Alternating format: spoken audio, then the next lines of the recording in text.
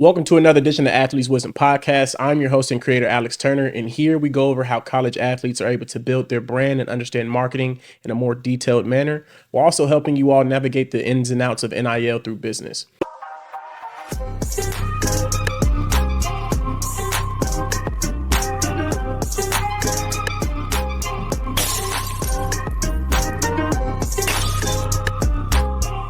Today here, I have an amazing guest with me. It is Hasna. Did I pronounce that right? Yes, you did. Okay. She is a former college athlete now at this point, who went to University of Rhode Island and did track and field. So welcome, Hasna, to the podcast. It's nice to have you today. Thank you. I'm glad to be here. Thank you. So for the viewers who aren't familiar with you and maybe this is their first time seeing you, can you just kind of give a quick background of who you are, kind of how you started in your journey just in sports and then throughout college sports and how NIL impacted you a little bit? Yeah, so I actually started off, my first sport was actually gymnastics. So I started when I was 3 years old, and since then I've done a sport every year of my life. I've never gone a year without doing a sport. I started with gymnastics, went on to soccer, did some swimming, tennis. I got into track actually in 6th grade when I was in middle school. And I remember I was so nervous to make the team because they were having cuts also. So it's oh my God, I got to make the team. I want to be really good. And I made it. And then it kind of just took off from there. I made states my first season doing track. And it was a distance race, and I don't do that anymore. But I made it for that. And then, like I said, just kept going on from there. I got into hurdles by 8th grade. And then by the time, high school ended, I was state champ in 300 hurdles. And then actually, I was a walk-on. I wasn't recruited at all. And I had been a walk-on all 4 years of my undergrad. And then last year was the first time I got some scholarship money, but it was partial. But I didn't have anyone to really guide me through the entire college process, especially the athletic side. So I kind of do everything myself. My parents, I'm an only child, and my parents are immigrants. So, they went to college, but they don't do sports. So I was kind of doing things on my own, trying to find what schools that, I would be a best fit for, what teams I would be a best fit for. I was reaching out to coaches, but nobody was getting back to me. And then I remember it was July at this point. I was already going to URI for academics, and I reached out to the coach and I was like, hey, this is me. These are my times. These are my accolades and whatnot. And the next email said, oh, what's your shoe size? And I was like, I guess I'm on the team now. But it was tough for me because it's I had a lot of self-doubt, especially in a very individual sport. But when it came down to NIL, when I first heard about it, my school did not know how to really explain to us exactly what it was. And so for the first year, I didn't get into it at all. And then I went to the Black Student Athlete Summit last year, and I was being asked by other people, hey, are you going to the NIL Summit? I was like, I didn't know that was happening. That was a thing. So after I saw the pictures and videos, I was like, no, I need to get into NIL. So I remember I signed up on multiple different platforms, and then I got my first deal through 98 Strong. It was with a nutrition startup company, and that was my first one. They gave me free products. I posted I think a story, a reel maybe, I don't remember, and then I did an in-feed post, and that's how it started. And then from then on, I just applied for almost any deal that I'm interested in. So I was on Mogul, 98 Strong. Now I'm on Postgame, Icon Source. And so I just applied for things that I'm interested in. And then I remember I saw the one from Meta, and I was I didn't know how legit it was, but I was no, I'm gonna just apply for it. Why not? So I clicked apply, and then I totally forgot about it. Got an email in August, hey, you're in the program. And I was like, what is this? I totally forgot what it was. I was like, oh my God, I got in. And they were this is the Meta Empower program, correct? Yeah. And they picked 30 girls out of a pool of over 500 applicants. And I was like, oh, I was really surprised. I was happy, but I was really surprised. And I was thinking to myself, why did they pick me out of that pool of people? They could have picked anyone else, but they picked me. And it kind of gave me it was a self-confidence booster, I guess, saying that, thinking hey, people see the potential in me, even if I didn't see it in myself. But I was why not? But it was really cool, and yeah. So do you still do that by yourself, or do you have somebody you're working with now? No, I do by myself still. I think at one point I just had a picture of a bunch of NIL platforms I signed up for. So I signed up for as much as I could, as many platforms as possible. And then I just go on sometimes here and there and just apply to a bunch of jobs that interest me. And then if I get them, I get them. If not, there's the next job I can go for. So I know you said you reached out to them, you kind of applied by yourself, but was it like an actual application that they opened, or was it like there are brands that you know you like to use and you frequent and you reached out to them? Like, how was that process exactly? So I'm gonna use Mogul for example because that's the main one I use. Mm-hmm. You kind of make your profile on there, so whenever you apply to a job, they all see the same profile of you. And like when you see the jobs, like you have a list of jobs you can apply for. Literally, all I do is just press apply, and that's it. That's all I have to do, and they get back to me if anything. But that's kind of how all the other jobs went. You make your profile, you click apply, and just wait.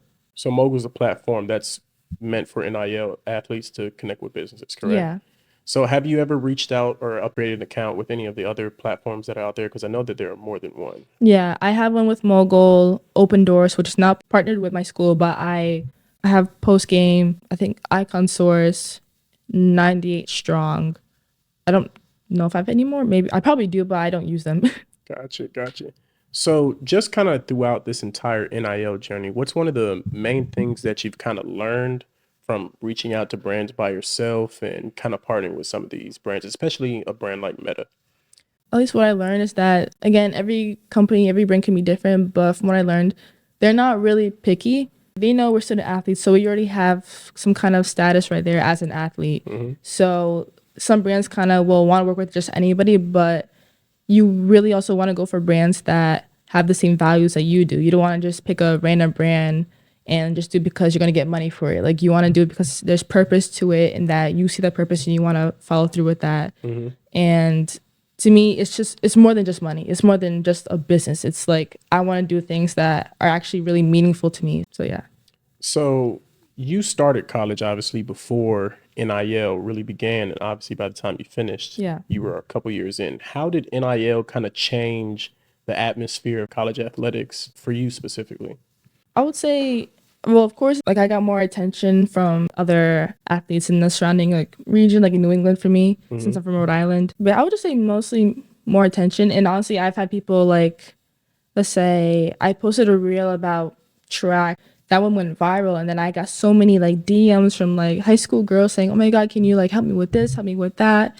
And people kind of now come to me asking me like for advice on NIL, asking me for advice on track. When, like I said, I'm not a professional in either one, but from what I know, from what I've learned, at least over the past 6 months or longer, like everybody just asks me. So I'm kind of like I'm like a mentor to them. How does being a mentor feel? Because, like you said, it's still rather new to you, and then you're mentoring essentially people to do similar things that you're doing now, but still some things that you haven't done. So how is that Yeah. process? Actually, I love mentoring. I didn't know how much I loved it until like this year. I was actually one of 5 captains on my team this year. And when it came down to the freshmen, especially the freshmen, but like I love getting people through like the hard times. I love like lifting their spirits up and like giving them confidence boosters, hyping them up. I do a lot too. I have high school athletes that I coach actually back at home. And I remember they had their state meet on Saturday. So they called me on Instagram because that's all they have. They have an Instagram. They video chatted me and we're just talking, giving them, a good like confidence speech and whatnot. But it's like, they're like, "Oh no, I have to call you because they like that, and I love doing that for people. Like I do what I can. I want everybody to have like the best version of themselves that they can be. And if I can help with that, I love doing that. So I've been doing that I did it with my team. I did it with my athletes. I do it with my friends here and there. Like I also do it within mental health here and there. And yeah.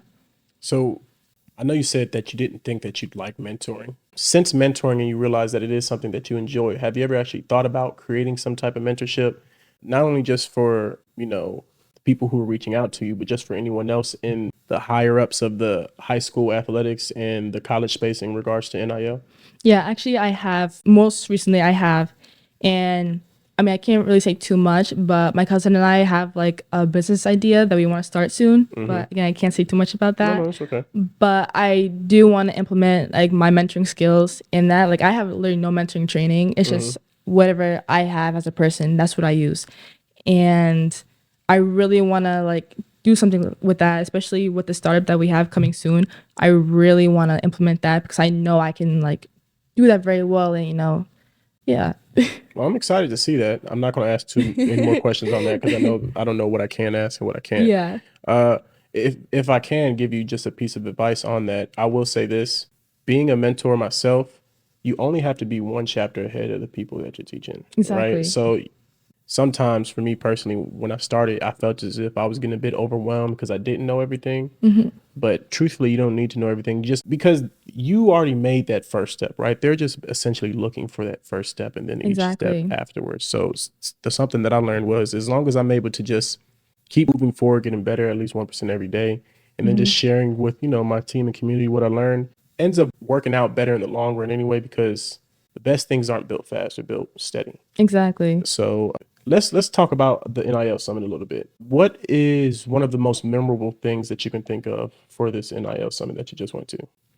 So I'll say the entire summit was amazing, but I'll say the most memorable thing for me is actually making 2 lifelong friends. Like there was a lot of people that I knew of already, but I didn't meet them until I saw them at the summit. But Gabby is one of them. And then another girl I met, she goes to FIU for beach volleyball. Her name's Hasna Badji. And we have become like best friends. Like me and Hasna Badji were rooming in the same room. And Gabby, I knew her already because she goes to Harvard, which is near URI.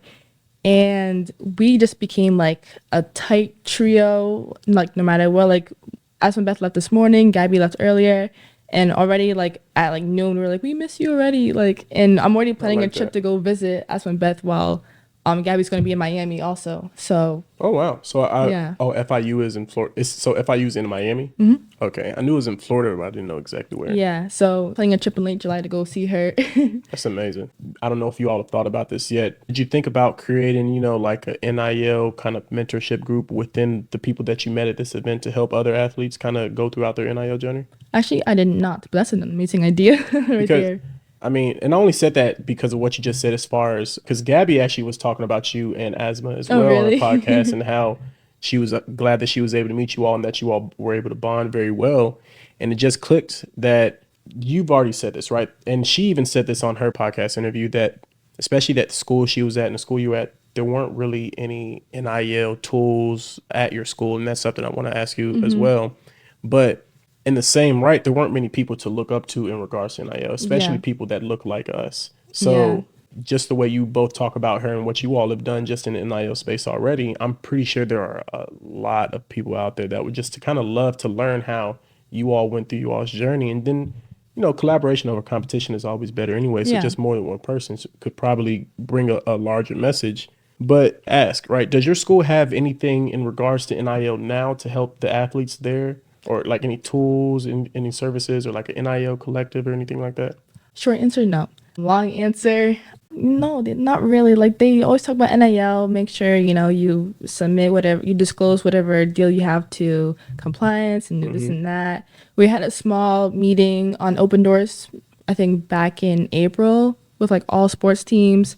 But it was just about how to use it, how to navigate it, again, disclose your deals and, so on and so forth. But there's no tools really to help us. Actually, at the summit, there was a company there called Advance, in which they actually, educate student athletes on how to use it to your benefit, not just, content creation, but like when it comes to finances and, contract negotiations, all the things that like nobody talks about when it comes to NIL. The woman I was talking to, I said, I wish we had this at my school because nobody knows how to like navigate NIL, not just, like I said, not just the deals, but contracts and everything else in general. Like I didn't even know we had to do taxes for it until tax season came by this year. And I was like, oh, okay. Yeah, because what you're considered a contractor or something like that, Something right? like that, yeah. But like I told her that that's the things we need, and they don't like do anything like that at URI. Like if I go on Open Doors, I can't even find like not Open Doors, but let's say we use Teamworks also. On Teamworks, we should have something that gives us guide on things like that regarding NIL. We don't have anything like that at all. So it's like whatever we know about NIL comes by word of mouth. So whatever I know, I tell people, and people from other schools tell me what they know, and so on and so forth. Gotcha. So explain the compliance aspect, because from what I've been told, compliance is different between states and it's different between schools within certain states. So how is the NIL compliance when it comes to URI? I feel like there's not even much to say about it because I don't know too much about it. Like I know the people who work in it, but like the only messages we'll get from them are, make sure you disclose your deal. Like I have so many notifications even from today. Make sure you disclose your deals. Make sure you disclose your deals. And that's it though. They don't really say anything else. If you want to know more, you have to like hunt them down in athletics and find them and ask them a question. Like I think I had a virtual NFT that was up for a little bit, and I wanted to ask one of the directors of compliance, like, hey, can I put the Rhode Island logo like keep it on my jersey and whatnot, because I know the schools have different rules when it comes to presenting their logo if they're not doing it themselves. And I was trying to look for her. I was like, where is she? I had to literally hunt her down. I found her and she was like, oh yeah, you can do it. I was like, okay. So they allow you all to use the URI logo? Yeah, but it's like if it's solely for my benefit, not the company's benefit. So it's like the NFT I had, it showed me and it was for me to, make money off of that. But she was like, if it's for the company to use, no. But if it's for you, fine. I was like, okay. That's interesting, because I always thought, and like it could be different state to state, but I was always told that you're not allowed to use like the logo and you can't use the brand colors. That's what I thought before too, but I think it is different between schools. I want to say between schools, maybe states, but I think schools. Okay. So I know my school is a public institution. I mean, I don't know about the other public schools in Rhode Island, but at least it might just vary between compliances. Okay. So to circle back around when you were speaking of Company Advance that was at the NIL Summit and how they were able to give more information on contracts and things of that nature that aren't spoken about, just kind of go into some of what you learned there and just some of what isn't talked about in NIL that you feel as if could or should be talked about more so the college athletes can have a better understanding. Yeah, this was like a one-on-one convo with the woman I was talking to. It's just more knowledge on financials. And I feel like not just in this day and age, but in general, not everybody knows about how to manage their own finances. I would say unless, you're a business major or you have your own business, entrepreneur, but like nobody really knows how to manage their finances. And when it comes to NIL and we make money, that's all part of that. And it's like I'm still learning myself, even though I was a business major. Like in financial management, I wasn't the best, but I'm still learning. And now I'm like, okay, you have to keep in mind the taxes when tax season comes around. I have to keep in mind, make sure I really read my contracts, which I always read my contracts. It's tedious and it's so long, but when it comes to NIL, I have to read it because they could put whatever rule in there that you might not agree with. For those listening, make sure you read. Reading is fundamental. Yes. But I'm sorry, I'll let you. But yeah, and then she also mentioned that they also help teach basic, life skills. Like, she mentioned something about a grocery store, but I can't remember what she said. But yeah. I like that. So throughout the NIL journey and reading your contracts, do you have anybody that helps you? Now, I know you say you don't have an agent, right? And you do all the things by yourself for the most part, but do you have anybody that helps you, maybe another athlete or maybe somebody in some of these departments? Like, does your school have like an NIL department in it, or like, is there anybody that helps you along any of these processes? Not really. The only person that has helped was, his name is Pat Coran. He was one of our NIL advisors in the Meta program. So I remember I was on the phone with him a few times and he would give me ideas based off like who I was and what content I already had up. And, he's not my agent. He did help me a lot. And I remember when I started doing my own franchise called Tasty Thursdays, which I, go to a local restaurant in my state like every Thursday and try it, make a review out of it. And he was like, this is an awesome idea. I've been telling other athletes to do it, but nobody has done it. So I'm glad you started doing it. So I was like, thank you. But he's really big in NIL. So whatever advice he has for me, I'm open ears all the time. I like that. So do you want or plan or even have your own business currently? And if you don't have one currently, are you planning to start one? I want to. I had an idea for a business like during the semester, but it was tough because again, I'm in season for 6 months, like from December to May. So it hasn't even been a month that I've been done.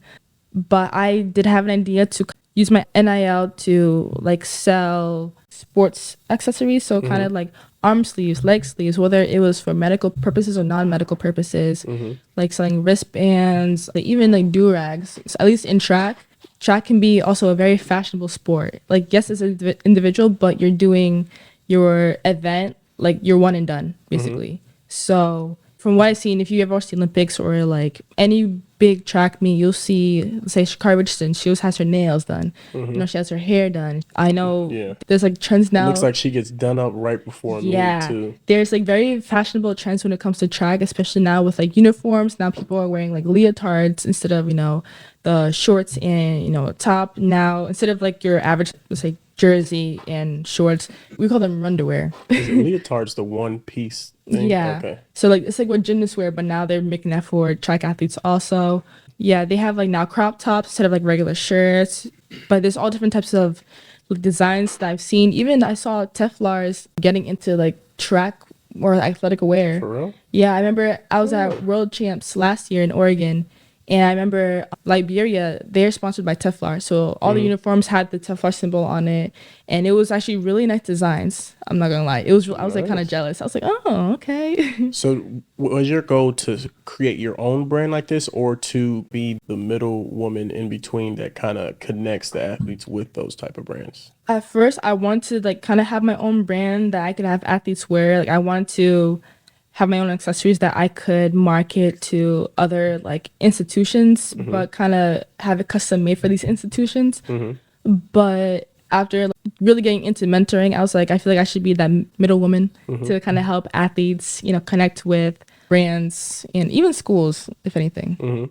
Okay, I like that. So what made you decide to pivot from creating your own to just kind of being the person who connects the two? Well, I realized like some people are just really passionate. I didn't have that strong of a passion to really create my own business. Like I want to, but it wasn't like, I was just like, if it happens, it happens. If it doesn't, so be it. But when it comes to helping other people, I love helping people because I want, like I said, I want everybody to be the best version of themselves. So yeah, like if there's an opportunity for someone, I'm gonna try to help them get that, you know, or heard so many things. People are like, oh yeah, I want to do this. And I was like, oh, I have connections. Let me help you. And then I've helped people get to where they want to be, whether it was like academically or in some other way. So I know you recently graduated grad school. So what are your next steps from here? Especially because, well, I'm not sure if NIL is still, because I know you said you're thinking about going back to school, and I don't know if NIL still applies, but what are your next steps since graduating? So right now I've been applying to so many jobs, but like I want to go into sports management for grad school, but for now I'm just trying to find like a more of a concrete full-time job that can get some experience and save some money for the next year, maybe 2 years, and then go back to grad school for sport management. But actually, I was a little worried about the whole NIL thing about, well, like if I'm not a student athlete anymore, but it doesn't just end when my, you know, track career ends or my collegiate career ends. Like NIL is basically for life. It's like I'm currently not a student athlete anymore, but now you're not limited by some of those rules and regulations. They can still work with you as a brand, right? Yeah, exactly. And I still have, like, being an athlete is still me. I still consider myself an athlete because I am still active. I did a workout the other day and everything. But it's like, even though I'm not a current athlete, I was a student athlete, and I still have, you know, all these accolades under my name, like with Meta, with Champ Sports, with this and that. So like even right now, I don't have the biggest platform out there, no, but my audience is like slowly growing. And so as it grows, I can still like, you know, do my own content and still like get deals with other brands saying, hey, I was a student athlete here. I have this fan base, not fan base, but I have an audience that is mostly made up of other student athletes and college students. So it's like brands still look for that. So I know you said that all of the NIL deals that you currently have, you reached out and got yourself. And I've heard you say Champs twice now. So just kind of explain, like, because that's a very notable brand, right? So kind of explain how that journey was, just reaching out to them and actually being able to be an NIL member with them. Yeah, so actually I got it through Meta. So the way Meta worked, they had told us from the jump, like, oh yeah, we're going to help you guys, you know, get an NIL deal and kind of give you like a jump start when we finish the program. So we're like, okay, we didn't know, like, I think there was like 3 different deals going on by the end of the program. So I know a few of us had Champs, and I think other people had like other brands. I can't remember what it was. Well, how long was the program? About 3 months. It was like the whole fall semester. Oh, okay. So the program ended, and then I remember I actually got a DM from Open Doors. That's how I made my account with them. I got a DM from them saying, hey, we want you to be a part of Champs Women Holiday Campaign. And I was like, oh, cool. You know, again, I didn't know how legit it was because I had never heard of Open Doors and they were very new. And then I made my account and I saw it on the platform. I did apply to the Champs campaign, and next thing you know, like I'm in it. They sent me, you know, a pair of sneakers and a sweatshirt. They're like, okay, you do this, we're gonna give you this amount of money, and then you're gonna do like a story, an in-feed post, a reel, this or that and whatnot. And I was like, okay, I'll do it. So I did it, and they had to approve it. And yeah, I think when I posted it, it was as a collab with them. But I found out it was like a few months ago they took it down because the campaign ended, and I was like, oh damn. But it's like, I mean, it was really cool though, because like you said, Champs is a very notable brand. So I know with some NIL deals, it's not always money that's being given out. Sometimes it could be products, sometimes it can be a number of other things. So just kind of throughout your NIL deals, besides the hard money financial aspect, what are some of the other things that these brands and partnerships have given you or things of that nature? Yeah, so I would say Champs was the only one that actually gave me money. Meta, you were being paid in like educational sessions, kind of like you can be compensated in multiple ways, but education was one of them. So that's why every week we met on Zoom and we would have a session on a certain topic about NIL. So I remember was it the second week we met, which was at the first meeting on an actual topic was like about collaborations and reels. I think we had one on monetization, like things on Instagram and Facebook, and basically use that to the best of our ability to become the best version of ourselves in the world of NIL. So that was one. But the other brands that I have worked with, they gave me like free product. Like I've gotten a really nice stainless steel water bottle. I forgot where it is though. I have to find it. I've gotten like hydration, single use packets. I've gotten like a small mini box from this company called Alter Ego Running. They gave me like a hat, I I heard of think. them. Like, yeah, they're like a small running company, but they're kind of slowly growing a little bit. But I know they gave me like a hat. They gave me sunglasses, just like small things, sunglasses. I got like energy drinks from this other brand that again haven't heard from them about, posting the reel. I got like a pain relief cream, but again, I couldn't post a reel yet because I haven't heard from them, and that should have been posted back in March. So do you ever follow up with the brands as far as like when they reach out to you originally, you all contact each, you have the conversation and then they stop responding. Do you ever reach back out to them to see what's going on or do you just wait for them to hit you up? No, usually I do reach out. So the one with the pain relief cream, I made the reel, I did everything, I had to do, and then I sent the video to them so they could approve it so I could post it. And then I didn't hear from them and I was like, oh, and then I hit them up again. And I was like, so are we good? That's why I'm like, So that's why now it's like whenever I do sign up for a deal, I have to make sure they're actually going to be working with me and not just like letting it happen. So yeah, it just depends on the brand. So to circle back around to the Meta Empower NIL, I know you said that they basically compensated you all more so with, for one, helping you all get other brands, but also the knowledge aspect. So what Yeah. are some of the things most notable to you that you were able to take away from what they taught you about NIL and how to build your brand? Definitely one of them was the franchise. Like I mentioned, I do Tasty Thursdays every Thursday, except for this past Thursday, I didn't do it because I was here, obviously. But be your most authentic self, which I like being myself because, I mean, I can't really be any other person.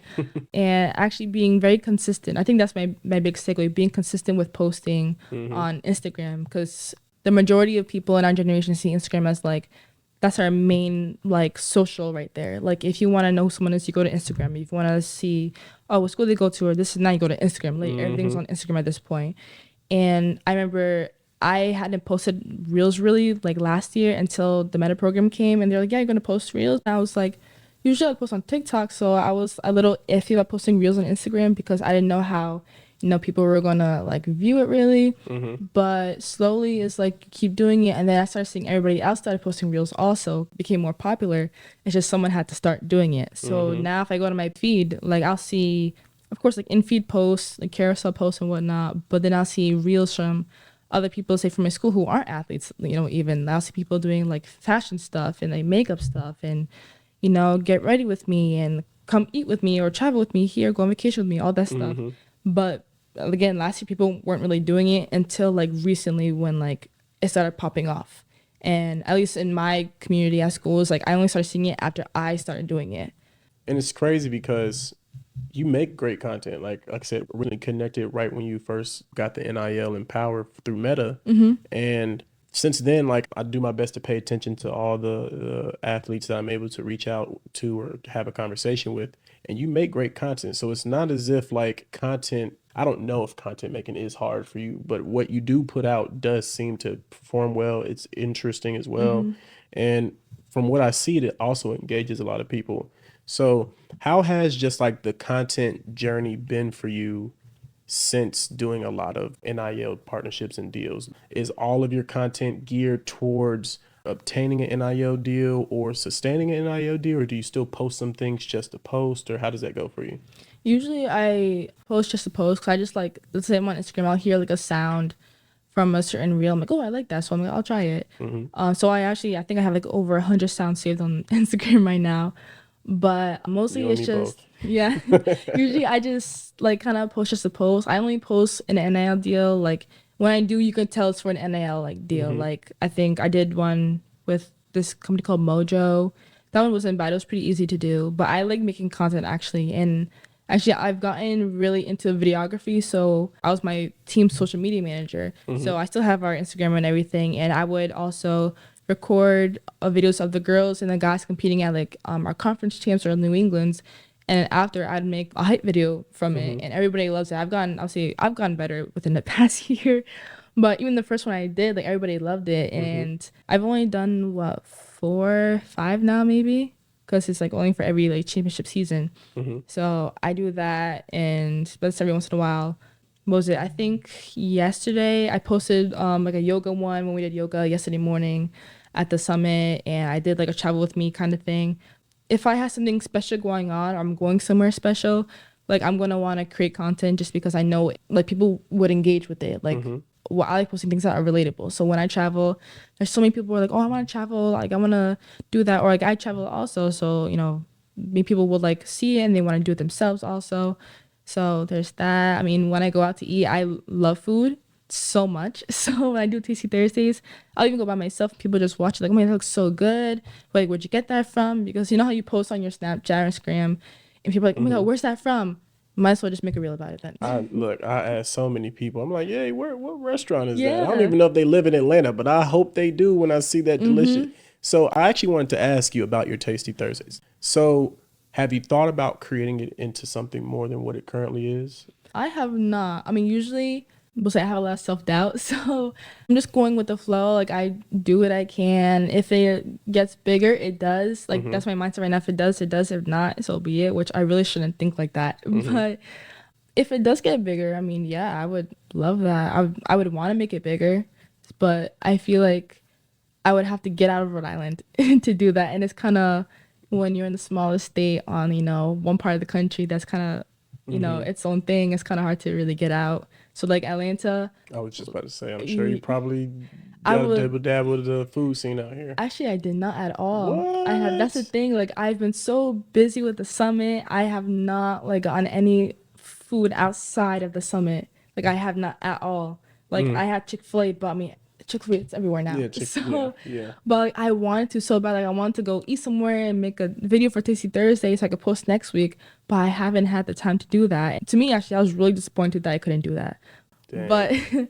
but I do like really want to get out. So if I do go to Miami in July, definitely I'm doing it when I go there because I'll be there like for like the whole weekend. I might as well. But I do want to make it bigger because I love food. Everybody loves food, almost I would say. Look, So yeah, I've never met a person who does not love food. I might love exactly. food a little bit more than most folks, but Yeah. so the reason why I asked if you wanted to make it into more, right? Because just idea that I just had, me being in Atlanta and understanding how big of a food scene it is Yeah. here. Oftentimes, I love going to restaurants. I love trying new foods. But one of the best ways I find out about it is, going to there's this page called Secret underscore Atlanta or something. They have like a lot of good restaurants to go to. They have a lot of just fun things to do in Atlanta. So I was saying that it's now I don't know how the food scene is in Rhode Island. I don't even fully remember how big of a state it is. But I do know that people, like you said, everybody loves to eat. So I was thinking maybe that you can end up turning that into like a food blog, right? That basically where you can be the person who knows all the best local spots and for people to go to.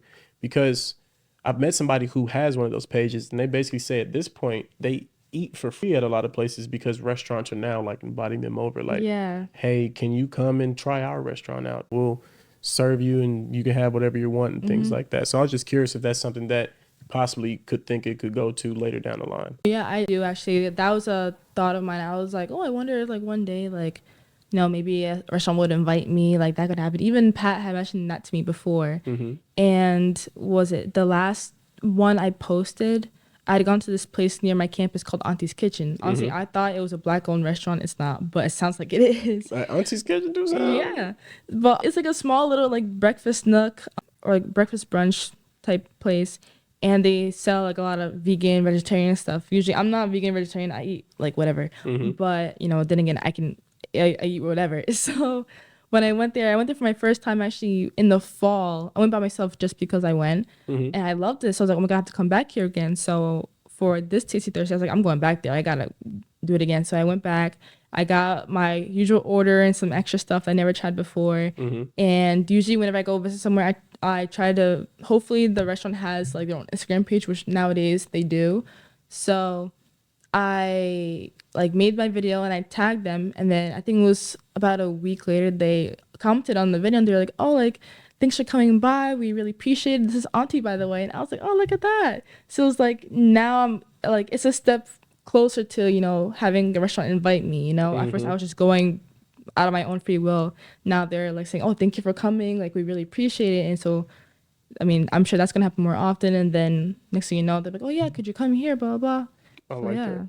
So just to close out, I wanted to ask you a few more things. One would be, do you see yourself starting a business in general after, like, because I guess your college career is now over, do you see yourself becoming a business owner, or do you want to work in spaces that still just kind of help the business side of college athletes and sports, or is it something totally different for you? I actually want to say a little bit of both. So actually on the plane ride here to Atlanta, I actually made my own logo because I do want to have my own brand, Mm-hmm. and I feel like having a logo kind of helps me identify who I am and what I want in my own brand. Mm-hmm. So I did that, and I know everybody likes having their own brand nowadays, so having their own shirts and whatnot. I mean, I want like me, like I want to sell shirts? Yeah, why not? That'd be Mm-hmm. pretty cool. But I don't want it to just be because I'm just selling shirts because I want money. No, I want it to be because this is who I am and this is what I do that people Mm-hmm. can't see. And then be like, hey, if you want a shirt, like this is what it represents, and then you want it, you can have it. But like it would be like kind of a side hustle for me, not the main thing, just a side hustle while I'm doing all the other sub stuff. Mm-hmm. Yeah. I do. I do. So, is there any last minute advice or comments or anything that you can kind of give to any college athlete that's looking at this now that's trying to get into NIL, whether they already have one or haven't had one yet? I would say, especially if you haven't had one or if you're still fairly new to it, don't be afraid to just jump in. I mean, the worst that can happen is a company doesn't respond to you, Mm-hmm. honestly. And I've helped some of my friends like try to get NIL deals. Like there's actually this thing called Underdog Athletics, like a Christian-based Mm-hmm. like sports organization for athletes, and they're both Christian. And I was like, hey, like I saw this ad on Instagram, like why don't you guys try it? They tried it, and they're both in it now. They have the gear and everything. Oh, wow. So like I've helped them, but they were all like, I don't know, how did you do it? I'm like, well, did you make your profile? No, we'll make your profile first. Mm-hmm. Like, how do you do that? Well, did you do this? No, we'll do that first, and then you can do that. So at least for some people, usually I'm gonna say guys, no offense, Mm-hmm. they're usually lazier when it comes to the deals. But it's really just not a lot of work, but you gotta put in work to get things you want. So Mm-hmm. really just making your profiles, don't be afraid to do that. I've had friends who are like, oh, I'm afraid to like make my profile, what if they scam me? I mean, that's why I try things. If it looks fishy to begin with, I'm not gonna do it. But if I'm like, you know what, let me try it, see how it goes. If it gets to a point where it's like, I'll keep doing it. If it gets to a point where I'm like, if it's fishy, I'm like, nah, I'm gonna stop right there. Mm-hmm. But like, if anything, I just go for things, and if it works out, it does. If not, I can try something else. Mm-hmm. So, but then again, I like trying new things, like whether it's NIL or food, actually. but yeah, just go for it. Honestly, it won't hurt. I like that. I like that. Mm-hmm. And for anyone who isn't familiar with you, where can they find you on social media if they wanted to say ask you a question or reach Yeah. out to you, or even if there's a business that's watching this and they want to partner with you, where can they find you at? I have my Instagram, Hasna.Badji, HASNA.BADJI. I actually just made digital like business card, I think through Link. I think my Snapchat, Twitter, TikTok, and LinkedIn. Mm-hmm. Well, thank you so much, Hasna, for being Yes. on. It was truly a pleasure to have you on today. And for anybody who's still watching this, go ahead, if you haven't already, make sure you go ahead and follow her now, because she has a lot of insights, more than I feel as if she often knows sometimes. And if you haven't already, go ahead and like and subscribe to this channel in this video, and leave a comment down below telling how much, if you're a college athlete, if you have any NIL deals, if you have any insights to share with the audience, or if you just want to learn more. And if you haven't already, we'll see you next time. Let's go.